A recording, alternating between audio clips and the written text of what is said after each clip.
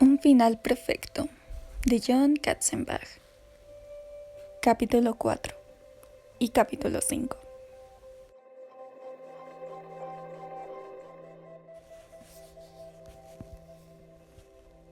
El lobo feroz lamentó no presenciar en persona las reacciones de cada una de las pelirrojas cuando tuvieron el mensaje delante. Se vio obligado a recurrir a la fantasía, reconstruyendo imágenes mentales deliciosas de cada una de ellas y anticipando los argumentos emocionales en los que cada una se sumergía como loca. Pelirroja 1 estaría furiosa. Pelirroja 2 estará confundida. Pelirroja 3 estará asustada.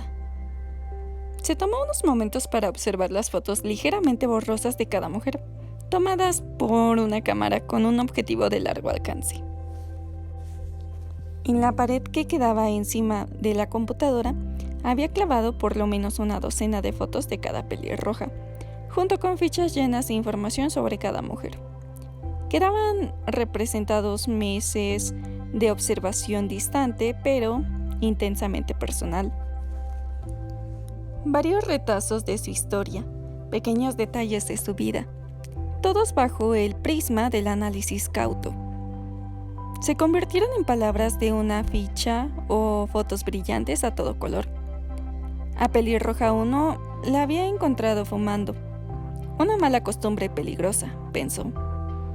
Pelirroja 3 estaba sentada sola bajo un árbol del campus. Siempre sola, se recordó. Pelirroja 2 aparecía saliendo de la licorería, bien cargada. «¡Qué débil eres!», susurró. Había colocado esa fotografía encima de un recorte de periódico que amarilleaba por el tiempo. El titular decía: «Bombero y su hija de 3 años muertos en accidente de coche».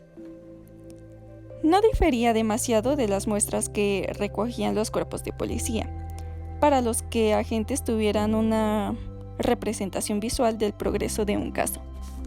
Era la típica imagen de cinematógrafo de cientos de películas, con una justificación, porque era muy habitual. Sin embargo, había una diferencia muy grande. La policía clavaba fotos de escenas de personas asesinadas porque necesitaban respuestas a sus preguntas.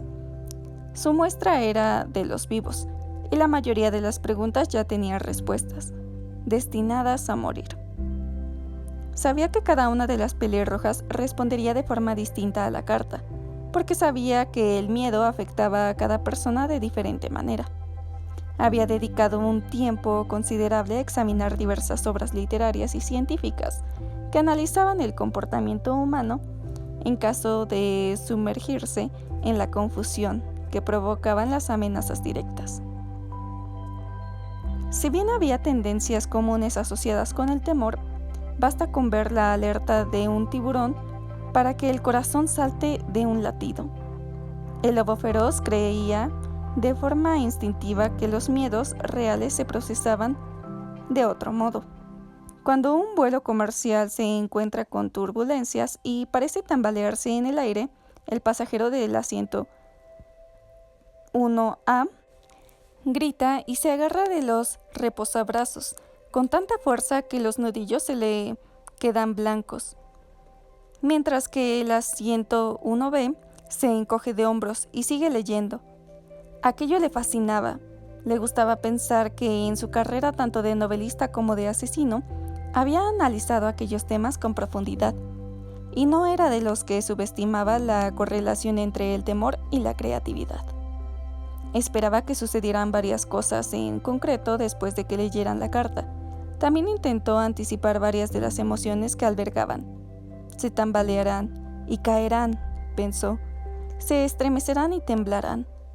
Hacía poco había visto un programa de televisión en el canal de Historia en el que entrevistaban a varios francotiradores militares famosos y, mediante unas técnicas muy avanzadas de reconstrucción fotográfica, mostraban algunos de los asesinatos más sorprendentes que habían perpetrado en Corea, Vietnam y en la guerra de Irak. Pero lo que le había dejado anonadado no era solo la extraordinaria pericia de los tiradores, que robaban vidas y llamaban a sus víctimas blancos, como si no tuvieran más personalidad que una diana, sino el desapego emocional que se mostraban, lo que denominaba sangre fría. Ni el menor atisbo de pesadillas subsiguiente. No sabía ni se lo creía por qué. En su existencia asesina no solo era importante robar una vida, sino las repercusiones mentales posteriores. Revivir los momentos era la principal fuente de satisfacción. Le encantaban las pesadillas, y supuso que a los asesinos militares también. Lo que pasa es que tampoco iban a decir eso en público, delante de la cámara para un documental. Eso también lo convertiría en alguien especial. Lo estaba documentando todo. Aquello era lo que le parecía delicioso. Actos y pensamientos. El guiso de la muerte. Tecleó con furia mientras las palabras se golpeaban en su mente. Una de ellas, por lo menos una, pero no todas, llamará a la policía. Es lo que cabe esperar, pero la policía estará tan confundida como ellas. Evitar que pase algo que no precisamente para lo que está preparada la policía.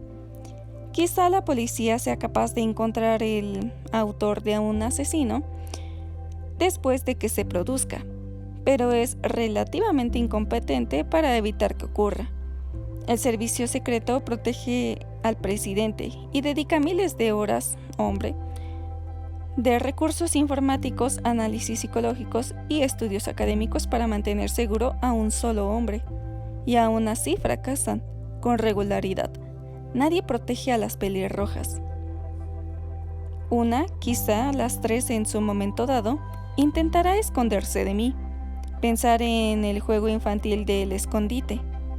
La persona que busca siempre se va con ventaja. Conoce a su presa, sabe lo que la hace ocultarse y probablemente también conozca los lugares en los que intentará esconderse. Una, estoy segura de que al menos una se negará a creer la verdad, que va a morir en mis manos. El temor hace pasar a la clandestinidad a algunas personas, pero a veces el miedo hace que las personas ignoren el peligro. Es mucho más fácil creer que a uno no le va a pasar nada, que todavía pensar que cada vez que respiras puede ser la última vez de tu vida. Una, o quizá las tres, pensará que necesita pedir ayuda, aunque no tenga ni idea del tipo de ayuda que necesita. Así pues, la incertidumbre las asfixiará. E incluso cuando pidan consejo a otra persona, bien, es probable que esa persona reste importancia a la amenaza, no que la ponga en relieve. Eso se debe a que nunca queremos creer en el carácter caprichoso de la vida. No queremos creer que nos persiguen cuando en realidad es lo que nos pasa todos los días. Y por tanto, consulten con quien consulten, querrán tranquilizar a mi pelirroja, diciéndole que todo estará bien, cuando lo cierto es que será todo lo contrario. ¿A qué desafío me enfrento? Mis pelirrojas intentarán protegerse de distintas maneras. Mi misión obviamente es asegurarme de que no lo consigan. Para ello tengo que acercarme a todas ellas, para anticipar todo paso patético que intenten dar, pero al mismo tiempo tengo que mantener el anonimato, cerca pero oculto. Esa es la táctica. Hizo una pausa. Se acercaba la hora de cenar. Los dedos se desplazaban rápidamente por el teclado. Quería terminar algunas de sus ideas iniciales antes de pausar para cenar. Nadie ha hecho jamás lo que quiero hacer yo. 3 víctimas completamente dispares. 3 ubicaciones diferentes. 3 muertes distintas. Todas el mismo día. Con escasas horas de diferencia entre las mismas. Quizá minutos. Muertes que se desmoronan como fichas de dominó. Una contra la siguiente. Clic, clic, clic. Se paró. Le gustaba la imagen. Tal vez uno de aquellos francotiradores militares hubiera perpetrado distintos asesinatos el mismo día, o en la misma hora, o incluso el mismo minuto, pensó. Pero tenían un único enemigo en el que centrarse que pasaba como un tonto y sin pensar directamente delante de la línea de fuego. Y él había estudiado a asesinos que habían perpetrado múltiples asesinatos con poco tiempo de diferencia. Pero de todos modos, aquellos actos eran realmente al azar. Dispara a esa persona, cruza la ciudad y mata a otra persona. El francotirador de DC, el hijo de Sam, el Zodíaco, había otros, pero ninguno era especial como pensaba ser él. Lo que pretendía era algo realmente que nadie había intentado jamás, digno de figurar en el libro de Guinness de los récords. Apenas era capaz de contener la emoción. Proximidad, se dijo. Acércate más, y al final todas las preguntas encontrarán respuesta. Eso era lo que el lobo feroz hacía en el cuento. Eso era lo que él planeaba con dedicación.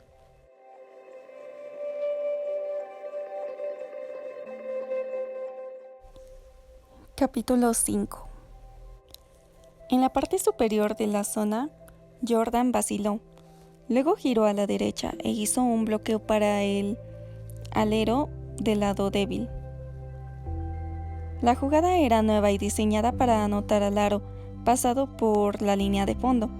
Pero cada vez que la habían ensayado, había fallado, porque la chica que se suponía que debía llevar su defensa hacia Jordan era lenta y permitía que la jugadora del equipo contrario se deslizara por el pequeño espacio que la indecisión creaba, y no la bloqueaban, manteniendo la presión constante. La jugada la marcaba la base gritando una cifra que empezaba por el número 3, y habían ensayado variaciones en las que Jordan salía del bloqueo hacia la canasta, u otras en las que el alero del lado débil hacía un segundo bloqueo a la escolta. Pero esto también fallaba, si la otra chica no obligaba a la defensa a ir contra el pecho de Jordan. Todo dependía de aquella primera incursión y movimiento. Jordan odiaba aquella serie de jugadas porque, si no se conseguía bloquear el defensor, siempre consideraban que era culpa de ella, cuando lo que le pedía era que mantuviera firme en su posición, y era la única de la cancha consciente del mal ángulo que había adoptado su compañera de equipo, y de la falta de convicción para que se produjera el choque de cuerpos. Era como si su compañera de equipo tuviera miedo de que alguien le hiciera daño, pero la consecuencia era que las demás chicas pensaban que Jordan se mostraba débil y tímida, cuando en realidad no había nada que le gustara más que la sensación de los cuerpos al chocar. Los momentos breves de peligro y amenaza de lesión, este era el objetivo de Jordan en la vida. Dio un paso y se quedó parada, bajo los brazos y dejó pegados al cuerpo para ser como un pilar en la cancha. Sabía que la base se burlaba detrás de ella, a 3 metros quizá. Había una cacofonía continua que parecía cernirse por encima de la cancha, de forma que el chirrido de los tenis de básquet, en contacto con la duela encerada, se elevaba y se mezclaba con los gritos de entusiasmo y exhortaciones del público en las gradas descubiertas.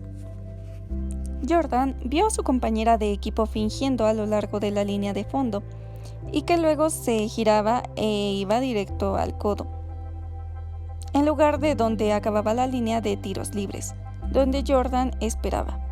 Vio que la defensa se movía con rapidez para seguirle el ritmo, y Jordan enseguida vio que, como era de esperar, su compañera de equipo no se había colocado en el ángulo correcto. Estaba cerca, pero no lo bastante cerca. Es lo que siempre hacía, y aquel pequeño y sutil movimiento, ese temor al contacto físico, era lo que siempre hacía que la jugada fracasara. En una cancha de básquet, las cosas suceden rápido. El movimiento no solo se define por la velocidad, sino también por la colocación. Los ángulos son esenciales. La posición del cuerpo resulta crucial. A Jordan le encantaba la arquitectura del juego. El hecho de que cada pequeño detalle se convirtiera en el elemento de una ecuación que acababa conduciendo al éxito. Despreciaba la falta de pasión que se notaba en algunas de sus compañeras, quienes, según creía, se limitaban a seguir los movimientos del juego, mientras que, para Jordan, Cada minuto en la cancha era de dedicación y liberación total. Cuando el partido empezaba se olvidaba de todo, o eso es lo que pensaba.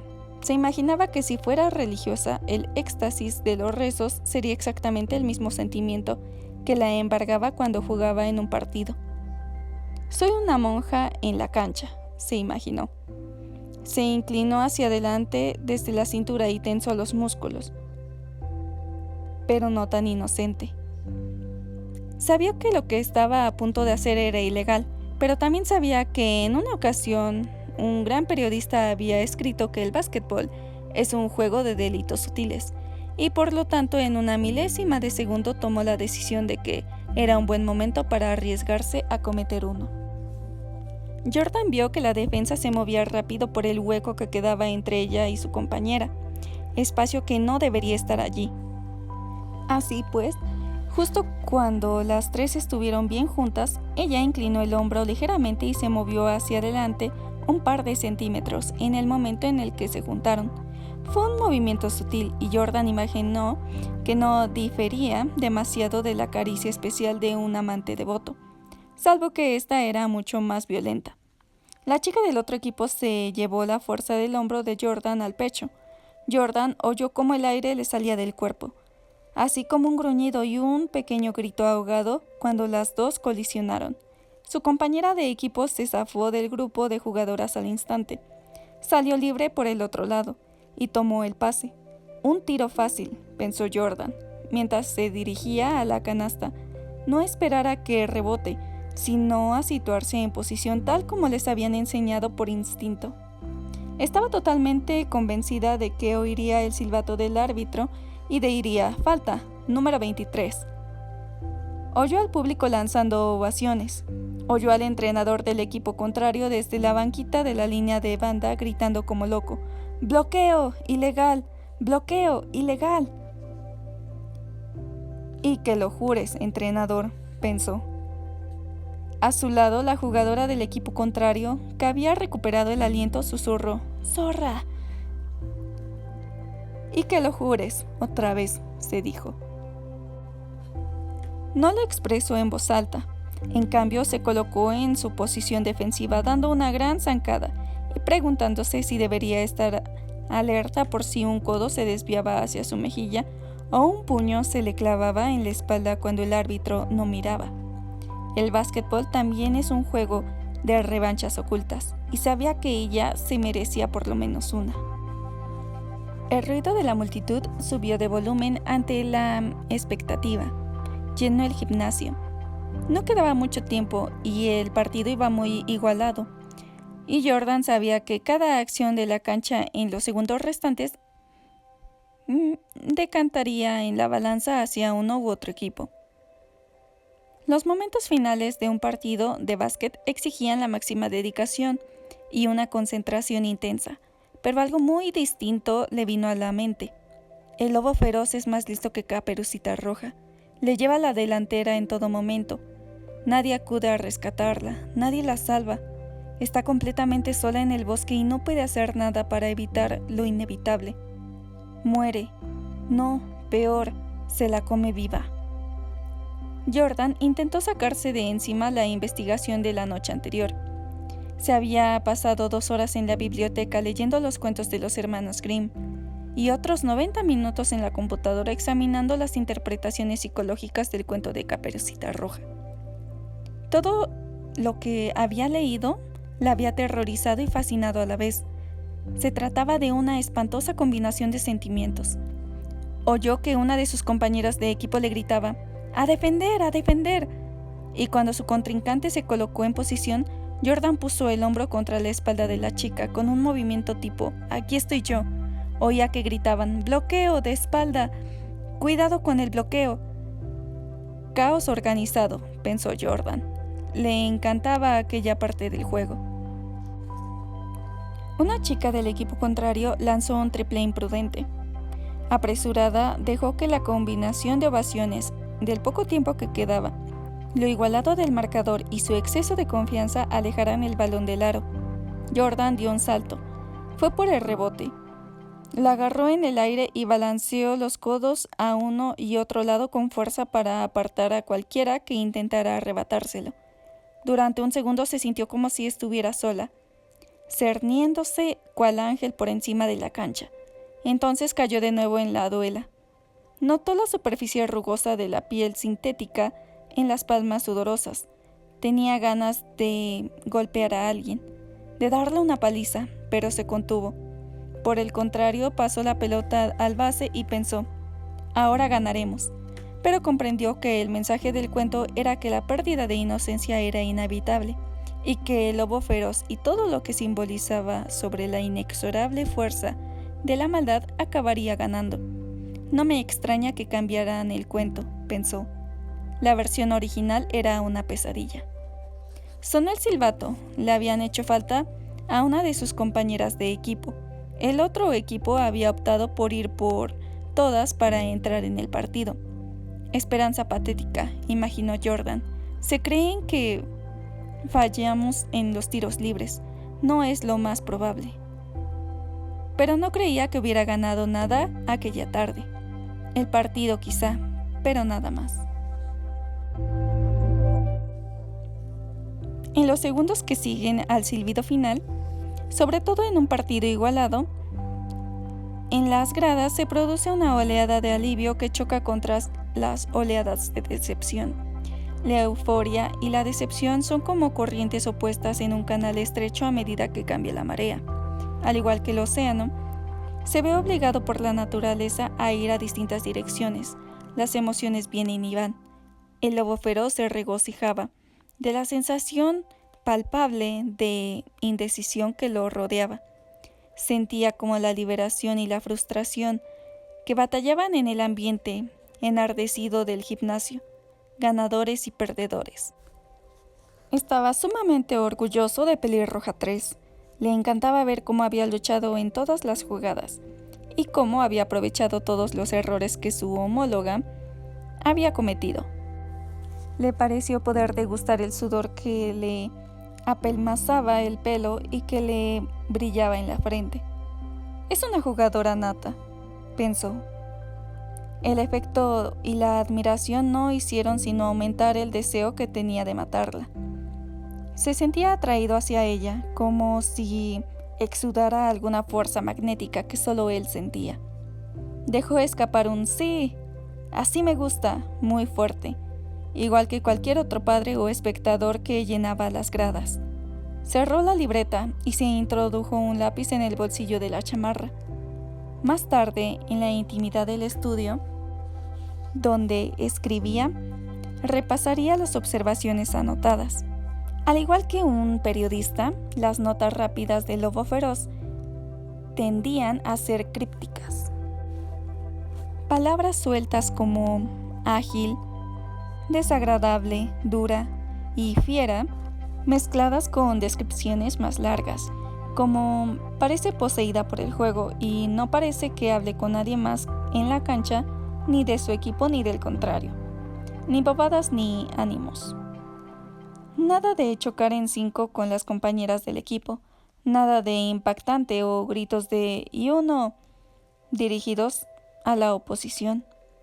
Nada de golpearse el pecho con autocomplacencia de cara a las gradas. Solo una intensidad singular que todo y en todo momento supera a las 9 jugadoras restantes en la cancha. Más otra observación deliciosa. El pelo de Pelirroja 3 hace que parezca que está en llamas. Al lobo feroz le costaba apartar la mirada de Pelirroja 3, pero sabía que cada movimiento que hacía era como estar en un escenario, por lo que se obligó a desviar la vista y observar a ver otras jugadoras. Le resultó casi doloroso. Aunque sabía que nadie lo estaba mirando, le gustaba imaginar que todo el mundo lo observaba en todo momento. Tenía que dar en el blanco y pronunciar ciertas frases en el instante preciso, para no diferenciarse de cualquiera de las personas que atestaban las gradas descubiertas de madera. La gente que le rodeaba estaba levantándose, estirándose, recogiendo los abrigos, preparándose para marcharse, o si eran estudiantes buscando las mochilas o bolsas con libros.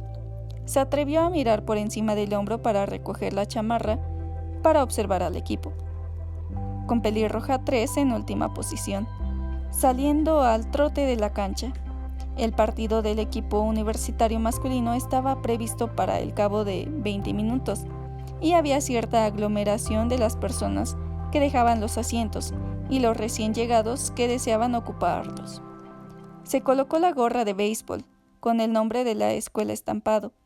Estaba convencido de que presentaba el aspecto de cualquier padre, amigo, administrativo de la escuela o urbanita aficionado al básquetbol juvenil. Y dudó de que alguien se hubiera percatado de que tomaba notas. Había muchos ojeadores de universidad y periodistas deportivos en la prensa local que asistían a los partidos con libretas en mano como para que él llamara la atención sobre los otros.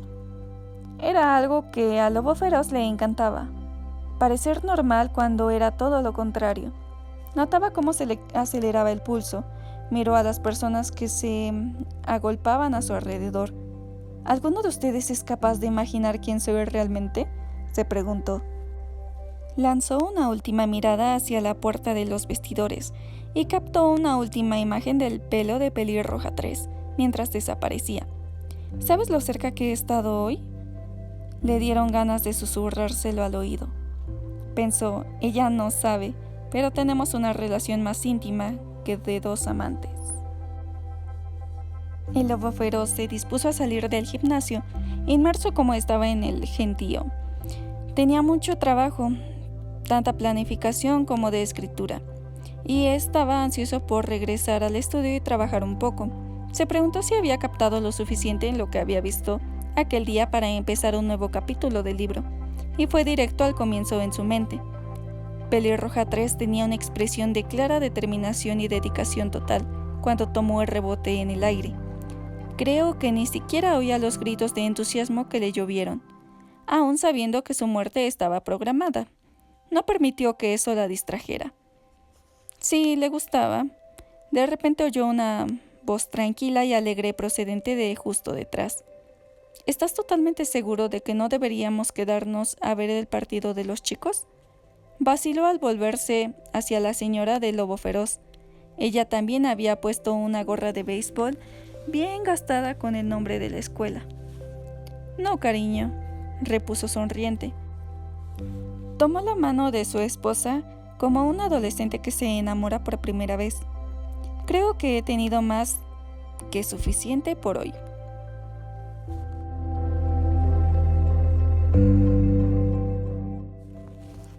Sal por la puerta, gira la manecilla y sal por la puerta.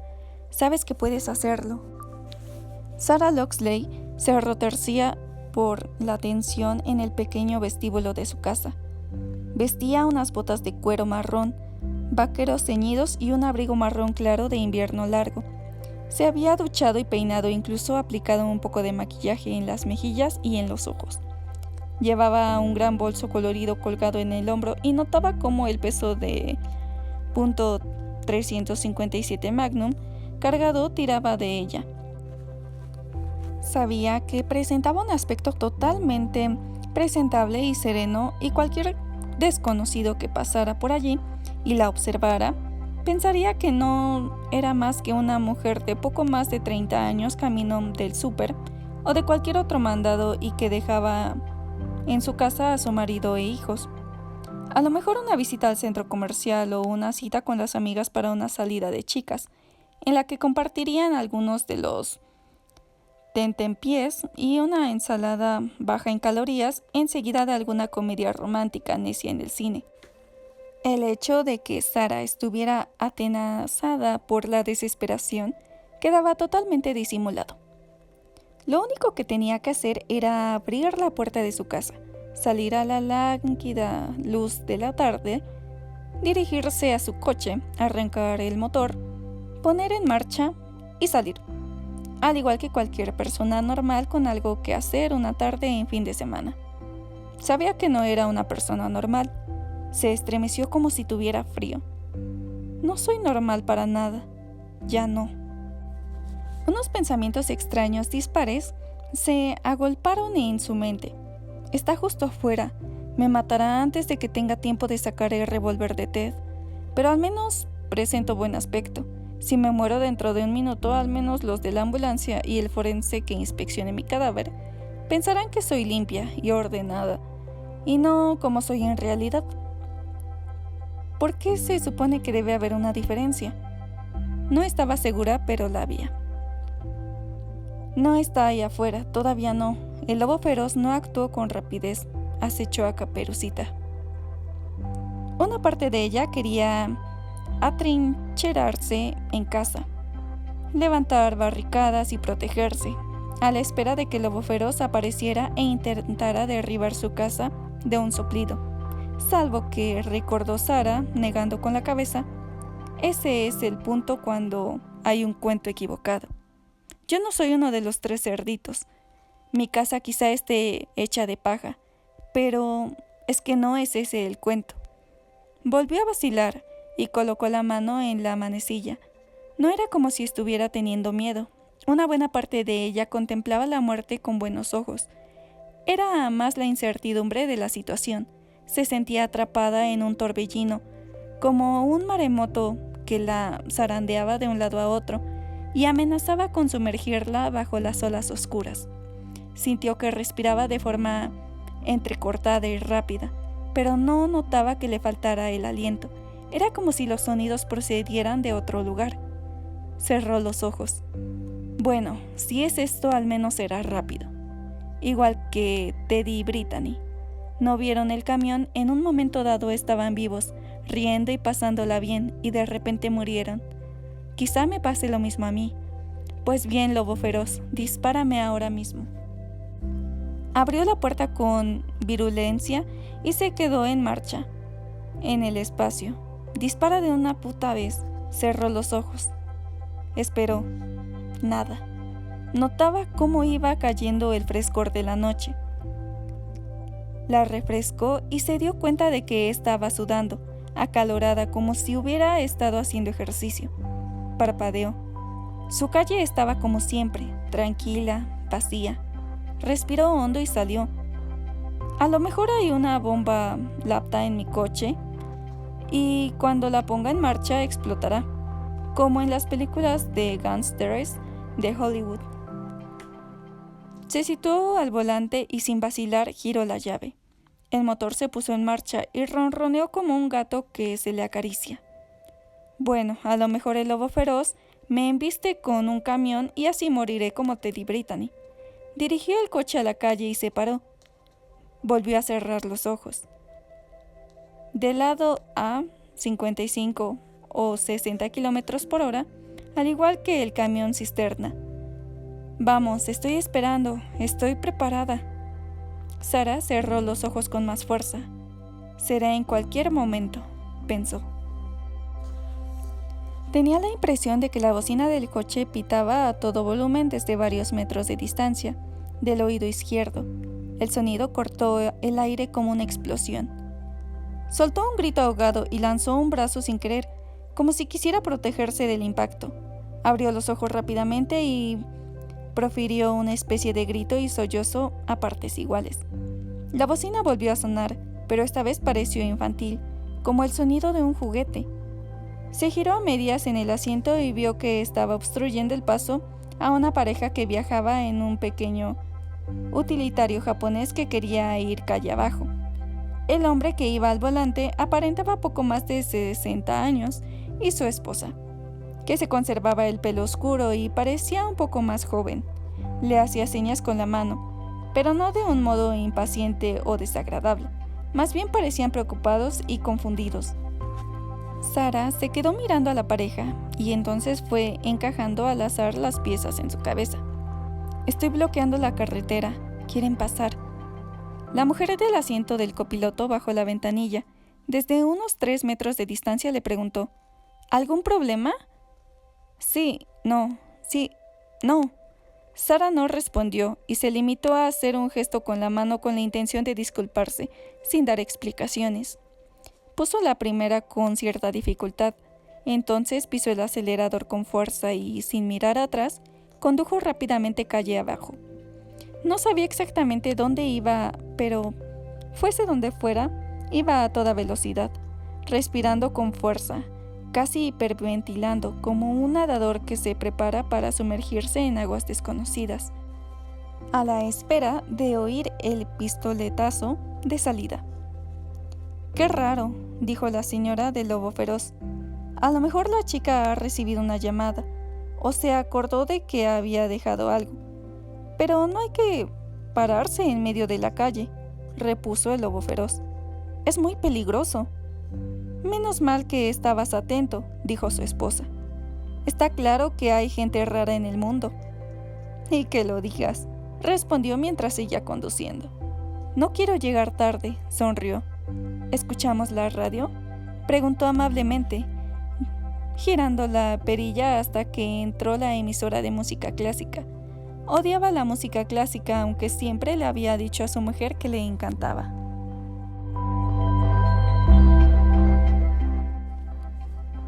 Karen Jason estaba sentada frente a su escritorio con una libreta electrónica médica en la superficie de madera que tenía delante, con la cabeza entre las manos. El día llegaba a su fin. Había sido largo, pero no en exceso, y no tenía motivos para sentirse tan agotada como se sentía. Era una mujer acostumbrada a estar, si no totalmente convencida de las cosas, al menos segura, y la carta del lobo feroz había erosionado su seguridad. Tras hablar con el agente Clark, había dejado la carta de lado y se había dicho a sí misma que tenía que olvidarla. Luego la había vuelto a tomar y se había dicho que tenía que hacer algo, pero sabía muy bien que no sabía qué hacer exactamente. Tenía la sensación de que iba a hacer algo de forma activa, pero tenía muy poca idea de qué podía ser ese algo. Había hecho todo lo que le había dicho al agente Clark. Había llamado a una empresa de seguridad que al día siguiente iba a instalarle un sistema de alarma en casa. Había repasado los historiales de los pacientes, buscando algún error que pudiera haber provocado una amenaza. Se había devanado los sesos para encontrar algún agravio, real o imaginario, que hubiera conllevado al «ha sido elegida para morir». Incluso había entrado al sitio web del refugio de animales de la localidad para ver si tenían algún perro grande y fiero para adoptar. Había buscado el número de varios detectives privados y habían comprobado las valoraciones de distintos programas de consumidores para ver quién recibía mejores críticas, y se había anotado el número de teléfono de 2 nombres distintos. Había empezado a marcar uno de los números, pero había acabado colgando el teléfono. Karen despreciaba el pánico por encima de todo, o incluso la apariencia de pánico. En la Facultad de Medicina, durante las rotaciones como residente, se había planteado seriamente ser médico de urgencias, porque incluso ante los chorros de sangre, los gritos de agonía y la necesidad de actuar con rapidez para salvar una vida, siempre se había considerado una persona extremadamente tranquila. Cuantas más cosas se desintegraban a su alrededor, más le bajaba el pulso. Pensó que la respuesta de la carta amenazadora debería ser exactamente igual a cuando le llegaba a la víctima de algún accidente, destrozada y en peligro de muerte inminente. Le gustaba considerarse una persona totalmente racional, incluso cuando asomaba a la superficie su lado humorista. Pero desde que había abierto la carta, se había visto incapaz siquiera de pensar en un número humorístico. Ni un solo chiste, ni un sarcasmo, ni un juego de palabras, ni un comentario agudo sobre política. Nada de lo que formaba parte habitual de sus números había asomado a sus pensamientos. Había tenido sueños tortuosos que la dejaban cansada y enfadada. Se recostó en el asiento y se balanceó. Karen quería actuar, pero más allá de las sencillas medidas que había tomado, era incapaz de ver en qué dirección debía de ir. Le parecía una sensación terrible. No hay nada peor que querer captar un momento y no saber cómo. Meneaba la cabeza adelante y atrás, como si estuviera en desacuerdo con algo que se había dicho. cuando se abrió la puerta de su consultorio. «Disculpe, doctora, no quiero molestarla». No, pasa. No pasa nada. Estaba absorta en mis pensamientos. Karen mintió a la enfermera. En su consultorio solo trabajaban 3 personas. Una enfermera joven, que hacía 2 años que había acabado la carrera y que llevaba tatuado un sol naciente en la nuca, y que recientemente le habían preguntado a Karen con vacilación cómo podía quitárselo. Y su recepcionista de siempre, una mujer mayor que conocía a muchos de los pacientes y sus dolencias mejor que Karen. «Última paciente del día», dijo la enfermera. «Lleva esperando un par de minutos en la sala de exploración 2 y...» Dejó que le apagara la voz antes de soltarle una reprimenda. Karen comprendía 2 cosas. La enfermera quería marcharse a casa para estar con su novio auxiliar sanitario y que no tenía por qué hacer esperar a la última paciente del día, por muy desasosegada que estuviera. Karen respiró hondo y se levantó de la silla de un salto. Adoptó una actitud de doctora atenta. «No es más que un chequeo rutinario», dijo la enfermera. «El cardiólogo ya la ha visto. El informe está en su historial.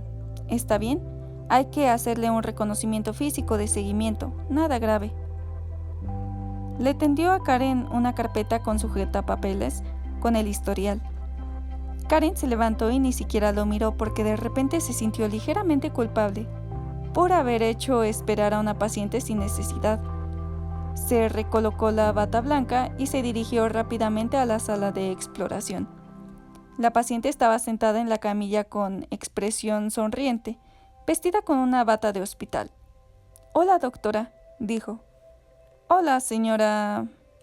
Karen lanzó un vistazo rápido a la carpeta para identificar el nombre de la mujer desde fuera. Dijo el nombre apresuradamente para intentar disimular el hecho de que no haberla saludado por su nombre, pero hacía que todos sus pacientes, con una familiaridad que implicaba que se había pasado el día estudiando los problemas médicos que el paciente tenía. Aquello la preocupó. Normalmente no le costaba recordar el nombre de sus pacientes, y se reclamó en su interior por el fallo. Sabía que a veces el estrés produce bloqueos en la memoria. Odiaba la sensación que una amenaza anónima se inmiscuyera en su vida diaria le parecía fatal. No tenía ni idea de que aquel día tenía que haber saludado a la paciente diciendo: «Hola, señora de lobo feroz».